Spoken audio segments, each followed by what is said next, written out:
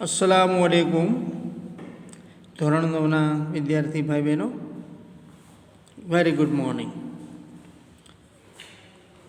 સૌ મજામાં હશો અને ઘેર તૈયારી પણ કરતા હશો. આજે ઇંગ્લિશમાં આપણે અનસીન પેરેગ્રાફ કોમ્પ્રિહેન્શન એટલે કે બહારના ફકરાનું અર્થગ્રહણ એના વિશે આપણે વાત કરીશું, જે તમને તમારી પરીક્ષામાં 3 ગુણમાં પૂછાય છે. ફકરો આપ્યો હશે, એનું કોમ્પ્રિહેન્શન એટલે કે અર્થગ્રહણ કરવાનું, અને નીચે આપેલા પ્રશ્નોના જવાબો એ ફકરામાંથી શોધવાના. બહુ સિમ્પલ એક્સરસાઇઝ છે, મને આશા છે તમને આવડશે જ. તો ચાલો આપણે શરૂ કરીએ આપણો આજનો unseen paragraph. A large part of Arabia is a desert. અરબસ્તાનનો મોટા ભાગનો વિસ્તાર એ રણ પ્રદેશ છે. ડેઝર્ટ એટલે રણ પ્રદેશ. The Arabs who do not live in cities live in desert all the year round. એવા આરબો કે જેઓ શહેરમાં નથી રહેતા, સિટીઝ એટલે શહેરો, તેઓ વર્ષનો મોટો ભાગ રણ પ્રદેશમાં રહે છે, રણ પ્રદેશમાં પસાર કરે છે. They generally live in tents. તેઓ સામાન્ય રીતે તંબુઓમાં રહે છે. ટેન્ટ્સ એટલે તંબુઓ. આ તંબુઓની વિશેષતા that can be put up and taken down easily. આ એવા તંબુઓ કે જેને ખૂબ સરળતાથી ગોઠવી પણ શકાય છે, પુટ અપ એટલે ગોઠવવું, અને ટેકન ડાઉન એને પાછા હટાવી પણ શકાય છે. ફરીને એ વાત સમજીએ. They generally live in tents that can be put up and taken down easily. તેઓ સામાન્ય રીતે તંબુઓમાં રહે છે કે જે તંબુઓ બહુ સરળતાથી ઇઝીલી એને ગોઠવી પણ શકાય છે અને એને હટાવી પણ શકાય છે. They move from one place to another, searching for grass and water for their cattle, sheep, goats, camels and horses. હવે આ આરબોની વિશેષતા તમે જુઓ, એમની જીવનશૈલી જુઓ. They move from one place to another. તેઓ એક જગ્યાએથી બીજી જગ્યાએ ભટકતા હોય છે. શા માટે? For searching for grass and water. ઘાસ અને પાણીની શોધમાં તેઓ એક જગ્યાએથી બીજી જગ્યાએ ફરતા હોય છે. આ ઘાસ અને પાણી કોના માટે? ફોર ધેર કેટલ, એમના ઢોર ઢાંખર, ફોર ધેર શીપ, તેમના ઘેટાઓ, ગોટ્સ, બકરાઓ, કેમલ્સ, ઊંટો, એન્ડ હોર્સીસ, એમના ઘોડાવા માટે. હવે વિદ્યાર્થી મિત્રો, આ 2 શબ્દો ઉપર ખાસ ધ્યાન દોરવા જેવું છે, કેટલ અને શીપ.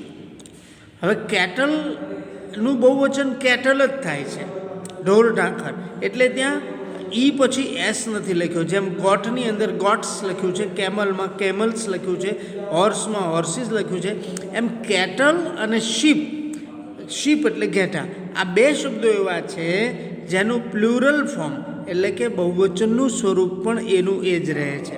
એટલે આ શીખવા જેવો મુદ્દો છે. તો ફરીને આ વાત સમજીએ કે આ અરબો એ એક જગ્યાએથી બીજી જગ્યાએ આખું વર્ષ પોતાના ઢોરઢાંખર, ઘેટા, બકરાઓ, ઊંટો અને ઘોડાઓના ઘાસચારા માટે ભટકતા હોય છે. These Arabs who are wanderers. આ એ આરબો છે જે ભટકતા હોય છે.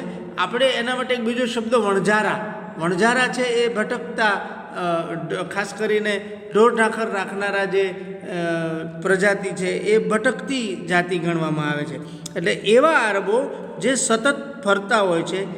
ઈટ રાઇપ સ્વીટ ફિગ્સ એન્ડ ડેટ્સ. અને આ ભટકતા આરબો એ મીઠા અંજીર અને ડેટ્સ એટલે ખજૂરો, ખારેક ખાતા હોય છે. અને અહીંયા જુઓ તમે, આ ફિગ્સ એટલે અંજીર અને ડેટ્સ એટલે ખજૂર. હવે ડેટ્સનો બીજો પણ એક અર્થ થાય છે. ડેટ એટલે તારીખ પણ થાય છે. પણ અહીંયા આપણે તારીખના અર્થમાં નથી લેવાનું, પણ ડેટ એટલે ખજૂર, ખારેક જેને કહીએ છીએ, જે અરબસ્તાનમાં થાય છે. તો આ ભટકતા આરબો પોતાના ઢોર ઢાંખર માટે, પોતાના કેટલ્સ માટે જે ભટકતા હોય છે ઘાસચારા માટે, તેઓ પાકા અંજીર અને ખજૂર ખાતા હોય છે.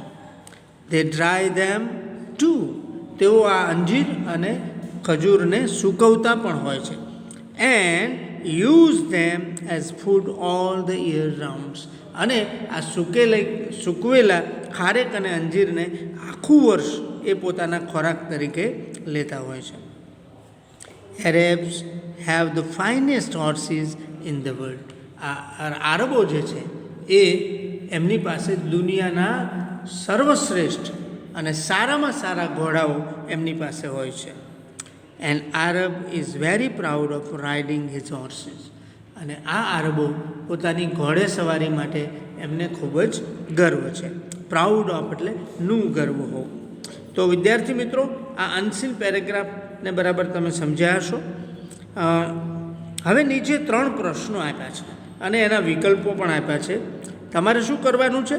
હું આ વિડીયો પૂરો થશે એટલે ગ્રુપમાં આ ફકરો પણ મૂકીશ અને આ 3 પ્રશ્નો પણ મૂકવાનો છું. તમારે ફકરો ફરીને વાંચવાનો, મેં જે સમજાવ્યું છે એને બરાબર યાદ કરવાનું, અને પછી પહેલાં 3 પ્રશ્નો જે વૈકલ્પિક પ્રશ્નો છે એના જવાબો તમારે તમારા ગ્રુપમાં એ 3 જવાબો મૂકવાના છે.